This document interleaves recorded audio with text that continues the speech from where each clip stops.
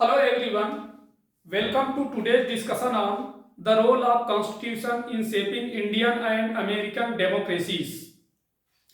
This topic belongs to General Studies Paper 2 and Political Science and International Relations as a optional subject for Civil Services main examination also.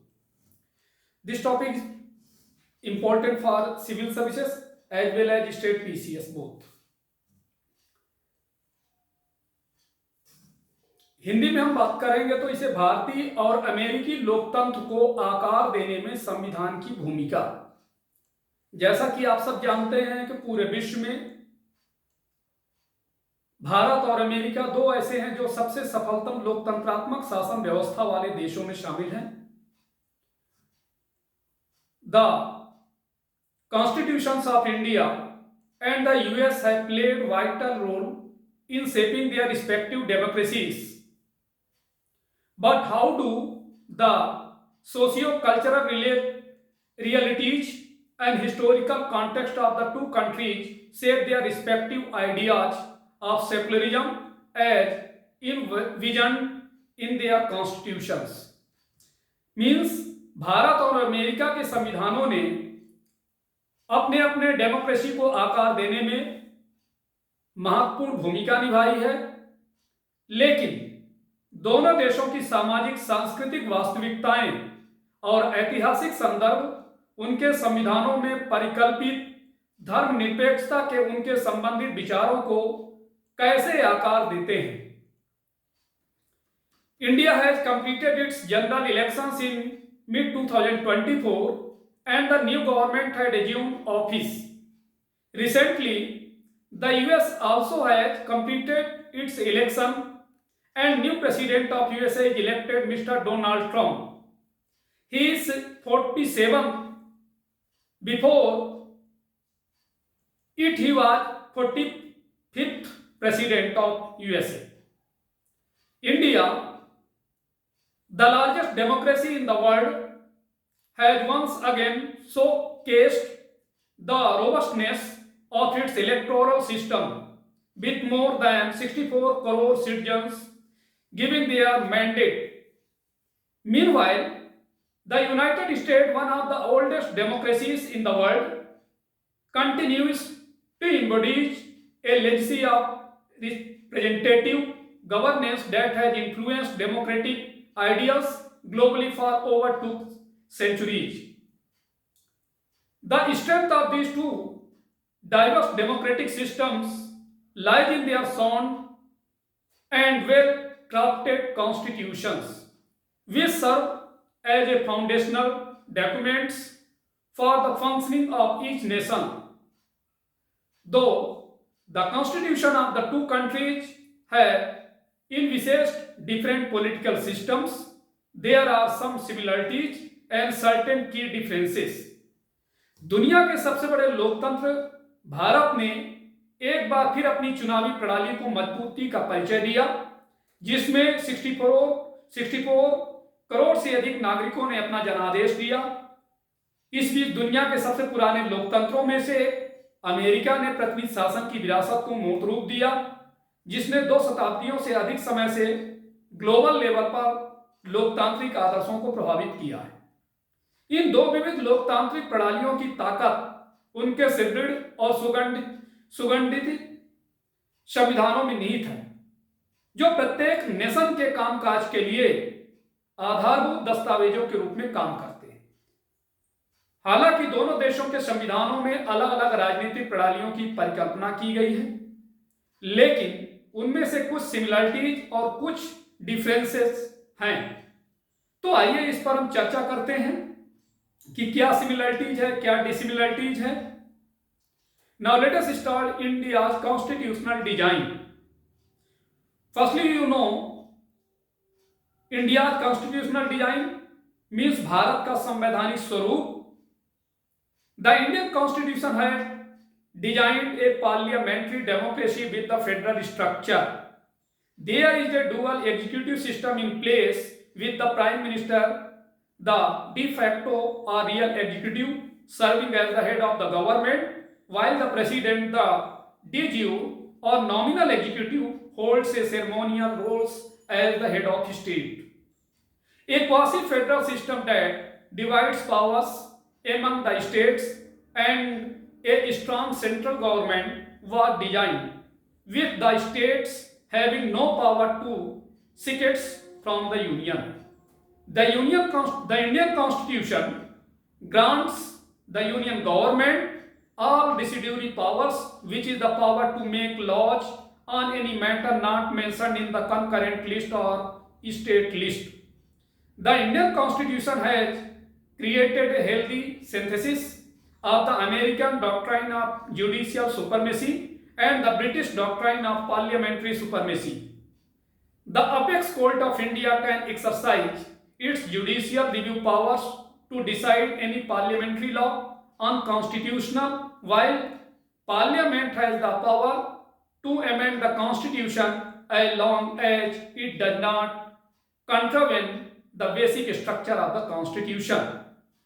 Means Hindi में समझें कि Indian constitution ने संघीय ढांचे के साथ parliamentary democracy की रूपरेखा तैयार की है।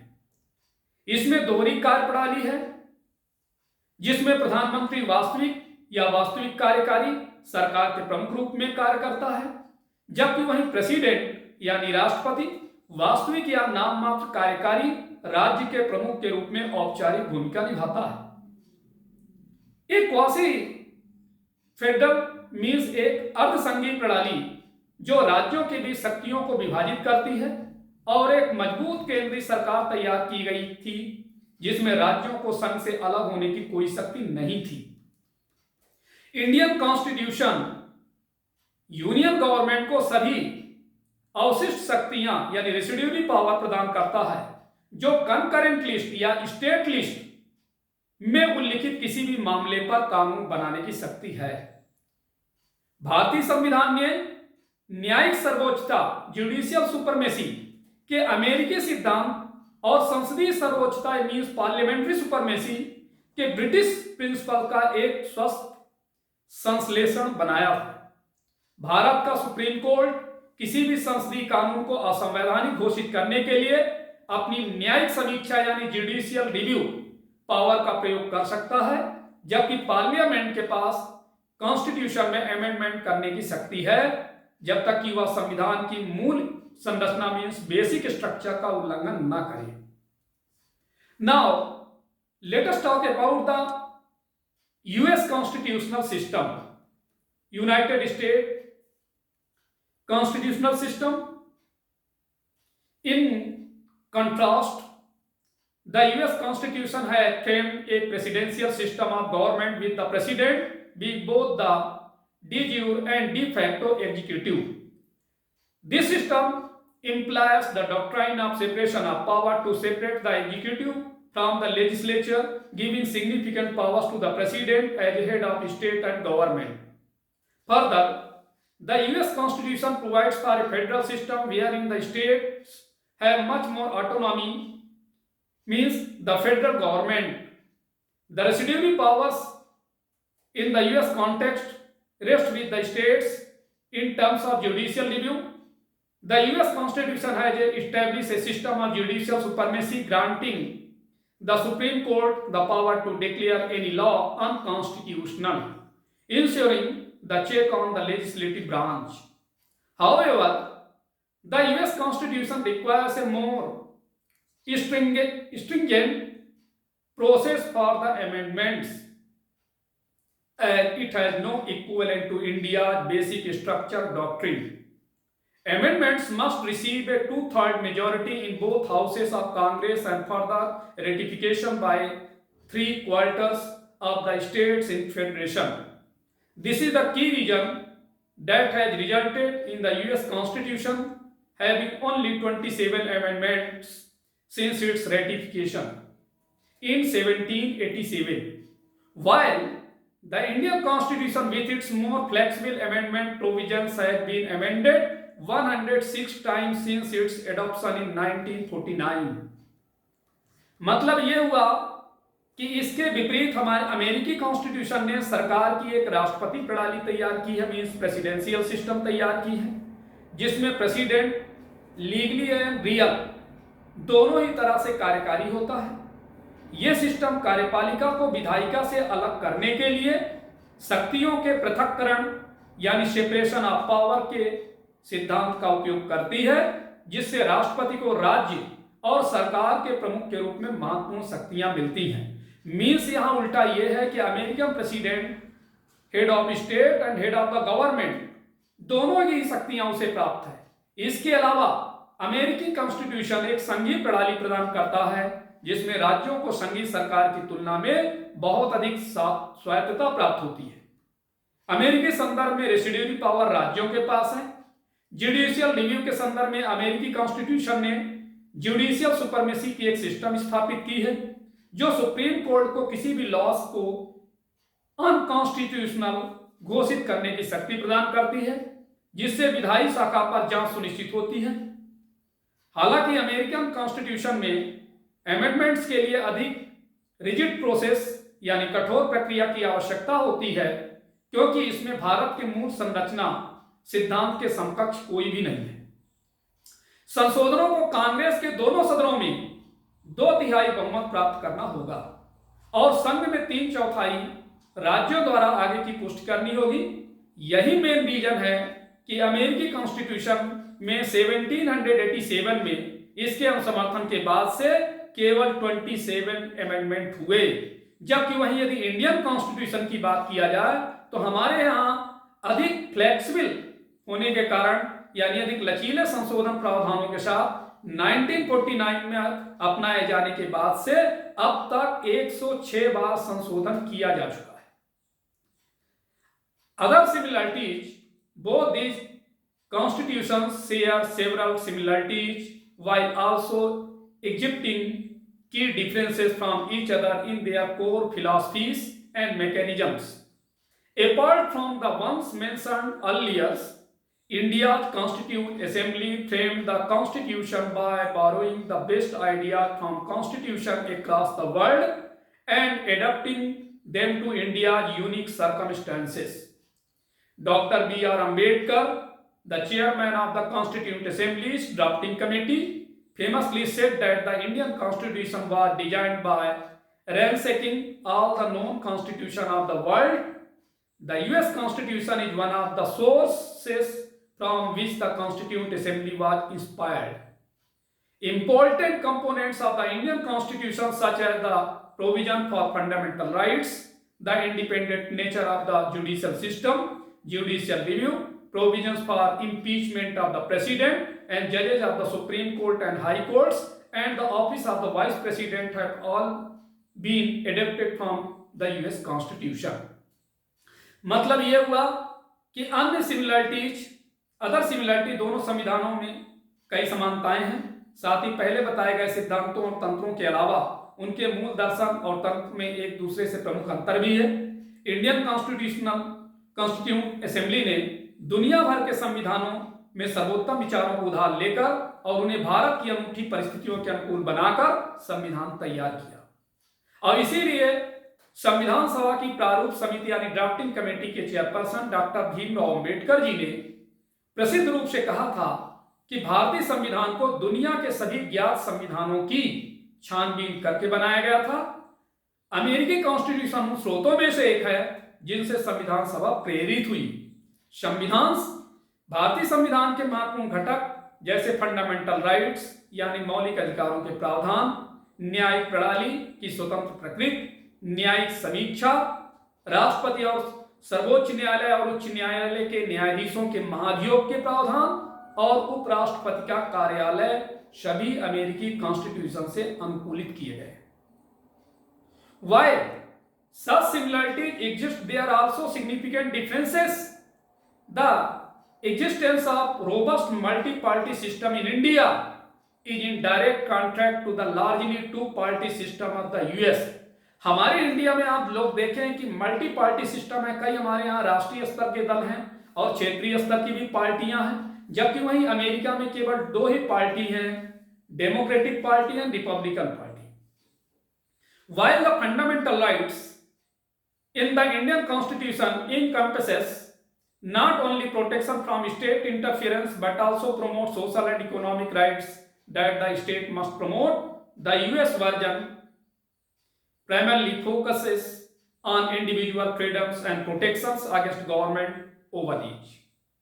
In the context of emergency powers, India has detailed provisions for the declaring a state of emergency, allowing the government to assume extraordinary powers during crisis.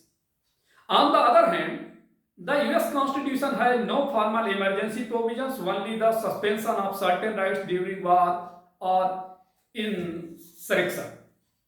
While both states are largely federal in nature, India is a quasi-federal, indestructible union of destructible states, while the US is a true federation, making it an indestructible union of the indestructible states. The judicial systems of two countries also offer much contrast. India's judiciary is unified with the Supreme Court at its apex, followed by high courts and subordinate courts. This hierarchy gives the Supreme Court the final authority on all legal and constitutional matters. On the other hand, the United States Constitution has put forth a dual system comprising both federal and state courts, with each state operating its own court system to deal with matters regarding state law, alongside federal courts that handle cases involving federal law. The process of appointment of judges to the Supreme Court also varies. Judges of the Indian Supreme Court are appointed by the President based on the recommendation from the Prime Minister and a collegium of senior judges. In the US, federal judges are nominated by the President and confirmed by the Senate. Contrasting secularisms, India and the US are secular nations. However, the nature and definition of their ideas of secularism are different. The idea of secularism, envisaged by the constitutions of the two countries, is a direct reflection of their socio-cultural realities and historical context in which the documents were framed. The American notion of secularism, also known as negative secularism, establishes a complete separation between religion, means the church, and the state. The state is indifferent and neutral towards all religions, and the government neither endorses nor discriminates against any faith. Such a system was put in place to prevent the creation of a theocratic state or the declaration of state religion, which were causes for major conflicts in Europe at the time. On the other hand, the concept of secularism put forth by the framers of the Indian Constitution is often described as a positive secularism. This idea takes into account the wide variety of the religions and cultures that exist in India and avoids any provision that insists on a strict separation between state and religion. It only ensures that the state does not uphold any particular religion as the official religion of India. At the same time, the Constitution grants all citizens and non-citizens various religious rights, ensuring that the state gives equal respect to all religions and protects all religions equally. This unique interpretation of secularism enables the India state to make effective interventions in religious matters to uphold the right of various communities and maintain social order. मतलब ये कि ऐसी समानताएं मौजूद होने के बावजूद main differences भी हैं। भारत में एक मजबूत मल्टी पार्टी सिस्टम का अस्तित्व, अमेरिका में कि मोटे तौर पर दो दलीय प्रणाली, यानी जैसा कि हमने बताया वहां पर डेमोक्रेटिक पार्टी या रिपब्लिकन पार्टी जो एक दूसरे के सीधे अपोजिट है, जबकि इंडियन कॉन्स्टिट्यूशन में फंडामेंटल राइट्स में न केवल राज्यों के हस्तक्षेप से सुरक्षा शामिल है बल्कि सोशल एंड इकोनॉमिक राइट्स को भी बढ़ावा दिया गया है जिन्हें राज्य को बढ़ावा देना चाहिए। अमेरिकी संस्करण मुख्य रूप से व्यक्तिगत स्वतंत्रता और सरकारी अतिक्रमण के खिलाफ सुरक्षा पर केंद्रित है। इमरजेंसी पावर्स के संदर्भ में भारत में इमरजेंसी की स्थिति घोषित करने के लिए विस्तृत रूप से प्रावधान है, जिससे सरकार को संकट के दौरान असाधारण शक्तियों को ग्रहण करने की अनुमति मिलती है। तो वहीं अमेरिकी संविधान में कोई औपचारिक आपातकालीन प्रावधान नहीं है, केवल युद्ध या विद्रोह के दौरान कुछ अधिकारों का निलंबन है, जबकि दोनों राज्य काफी हद तक संघीय प्रकृति के हैं। भारत एक अर्धसंघीय विनाशकारी राज्यों का अविनाशी संघ है, जबकि अमेरिका एक सच्चा संघ है जो इसे अविनाशी राज्यों का अविनाशी संघ बनाता है। दोनों देशों की जुडिशियल सिस्टम भी बहुत अपोजिट है। भारत की न्यायपालिका यानी जुडिशरी इंटीग्रेटेड है, जिसके टॉप पर सुप्रीम कोर्ट होता है, जैसा कि हमारे यहाँ सुप्रीम कोर्ट दिल्ली में स्थित है। उसके बाद राज्यों के हाई कोर्ट्स होते हैं और उन हाई कोर्ट्स के अधीन में अधीनस्थ न्यायालय होते हैं, जिला न्यायालय भी बोलते हैं जिन्हें, और अंग्रेजी में सबऑर्डिनेट कोर्ट। ये हायरार्कियल सीक्वेंस में देखा जाए तो सुप्रीम कोर्ट को सभी कानूनी और संवैधानिक मामलों पर अंतिम अधिकार देता है, जबकि वहीं अमेरिकी कॉन्स्टिट्यूशन ने संघीय और राज्य यानी यूनियन एंड स्टेट बोथ दोनों ही जगहों न्यायालयों को शामिल करते हुए एक दोहरी प्रणाली को आगे बढ़ाया है। इसमें प्रत्येक राज्य कानून से संबंधित मामलों से निपटने के लिए अपनी स्वयं की न्यायालय प्रणाली संचालित करता है, साथ ही संघीय न्यायालय संघीय कानून से संबंधित मामलों को संभालता है। सुप्रीम कोर्ट में जजेस की नियुक्ति की प्रक्रिया भी डिफरेंट है। भारतीय सर्वोच्च न्यायालय यानी इंडियन सुप्रीम कोर्ट के जजेस की नियुक्ति प्रेसिडेंट द्वारा, राष्ट्रपति द्वारा, प्रधानमंत्री और वरिष्ठ न्यायाधीशों के एक कॉलेजियम की सिफारिश के आधार पर की जाती है, जबकि वहीं अमेरिका में संघीय न्यायाधीशों को राष्ट्रपति द्वारा नामित किया जाता है और सीनेट द्वारा इसकी पुष्टि की जाती है। यानी आप देखिए कि हमारे यहाँ क्या, जिस तरह से हमारे यहाँ भी upper house and lower houses हैं, तो हमारे यहाँ क्या है, इंडिया में lower house powerful than upper house, जबकि अमेरिका में उल्टा है। वहां जो है अपर हाउस सीनेट कहलाता है, जबकि लोअर हाउस वहां हाउस ऑफ रिप्रेजेंटेटिव प्रतिनिधि सभा, और अमेरिका में senate is powerful than house of representative. तो धर्मनिरपेक्षता यानी सेक्युलरिज्म के विपरीत भारत और अमेरिका सेक्युलरिज्म कंट्री हैं। हालांकि सेक्युलरिज्म के उनके विचारों की प्रकृति और डेफिनेशन अलग अलग है। दोनों देशों के कॉन्स्टिट्यूशंस द्वारा परिकल्पित सेक्युलरिज्म का विचार उनकी सोशल कल्चरल वास्तविकताओं और ऐतिहासिक संदर्भ का प्रत्यक्ष प्रतिबिंब है, जिसमें दस्तावेज तैयार किए गए थे। धर्मनिरपेक्षता की अमेरिकी धारणा, जिसे नकारात्मक धर्मनिरपेक्षता के रूप में जाना जाता है यानी निगेटिव सेक्युलरिज्म के रूप में जाना जाता है, यानी धर्म का मतलब चर्च और राज्य के बीच पूर्ण अलगाव स्थापित करती है। राज्य सभी धर्मों के प्रति उदासीन और तटस्थ है, और सरकार ना तो किसी भी रिलीजन का समर्थन करती है और ना ही उसके साथ भेदभाव करती है। इस तरह की व्यवस्था एक धर्मतंत्री राज्य के निर्माण या राज्य धर्म की घोषणा को रोकने के लिए लागू की गई थी, जो उस समय यूरोप में बड़े संघर्षों का कारण था। तो वहीं दूसरी ओर इंडियन कॉन्स्टिट्यूशन के निर्माताओं द्वारा प्रस्तुत सेक्युलरिज्म के कॉन्सेप्ट को अक्सर सकारात्मक धर्मनिरपेक्षता यानी पॉजिटिव सेक्युलरिज्म के रूप में वर्णित किया जाता है। यह विचार भारत में मौजूद धर्मों और संस्कृतियों की विस्तृत विविधता को ध्यान में रखता है और ऐसे किसी भी प्रावधान से बचता है जो राज्य और धर्म के बीच सख्त अलगाव पर जोर देता है। यह केवल सुनिश्चित करता है कि राज्य किसी विशेष धर्म को भारत के आधिकारिक धर्म के रूप में नहीं मानता है। साथ ही संविधान सभी नागरिकों और गैर नागरिकों को विभिन्न धार्मिक अधिकार प्रदान करता है, यह सुनिश्चित करते हुए कि राज्य सभी धर्मों को समान सम्मान देता है और सभी धर्मों की समान रूप से रक्षा करता है।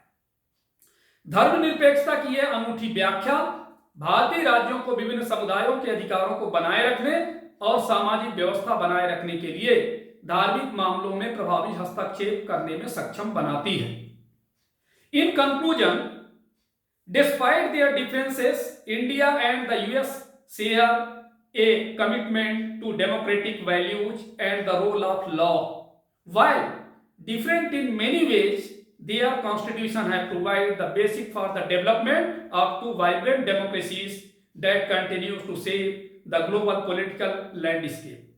As they navigate the challenges and opportunities of the 21st century, the oldest democracy and the largest democracy can learn from each other. Their constitution will undoubtedly play a crucial role in ensuring their continued success as a democratic societies. निष्कर्ष ये निकलता है कि अपने मतभेदों के बावजूद India और अमेरिका के democratic values and laws, rule of law के प्रति प्रतिबद्धता साझा करते हैं और कई मायनों में अलग अलग होते हुए भी उनके संविधानों ने जो जीवंत लोकतंत्रों के विकास के लिए आधार प्रदान किया है, जो वैश्विक राजनीतिक परिदृश्य को आकार देना जारी रखते हैं। जैसे जैसे 21वीं सदी की चुनौतियों और अवसरों का सामना करते हैं, सबसे पुराना लोकतंत्र और सबसे बड़ा लोकतंत्र एक दूसरे से सीख सकते हैं। उनके संविधान निसंदेह लोकतांत्रिक समाजों के रूप में उनकी निरंतर सफलता सुनिश्चित करने में महत्वपूर्ण भूमिका निभाएंगे। अब देखिए, इस लेक्चर्स को आप लोगों ने ध्यान से सुना है। इसके बाद अब ये देखें कि इस लेक्चर से रिलेटेड क्वेश्चंस कैसे जनरेट होते हैं और उन क्वेश्चंस का आप लोग आंसर राइटिंग करें, लिखें और वैल्यूएशन कराएं। तो चलिए, सबसे पहला क्वेश्चन हम लेते हैं आपके सामने। How does the concept of the basic structure of the constitution impact the relationship between the judiciary and the legislature in India? कहने का अर्थ, इसकी मीनिंग ये हुआ कि संविधान के मूल ढांचे की अवधारणा भारत में न्यायपालिका और विधायिका के बीच संबंधों को कैसे प्रभावित करती है। Understood? Next question, how does the power of judicial review in India compare to similar powers in other democratic systems such as the United States? Means Bharat में न्यायिक समीक्षा की शक्ति संयुक्त राज्य अमेरिकी जैसे अन्य लोकतांत्रिक प्रणालियों में समान शक्तियों की तुलना में कैसी है। Next question is, what is the required majority for a constitutional amendments in the United States and how does it compare to India's amendment process? This is very important. Means संयुक्त राज्य अमेरिका में संवैधानिक संशोधन के लिए आवश्यक बहुमत क्या है और इसकी तुलना भारत की संशोधन प्रक्रिया से कैसे की जा सकती है। Next is, how have the constitutions of India and the US contributed to the development of their respective democracies? It means Bharat और अमेरिका के संविधानों ने अपने अपने लोकतंत्रों के विकास में किस तरह योगदान दिया है।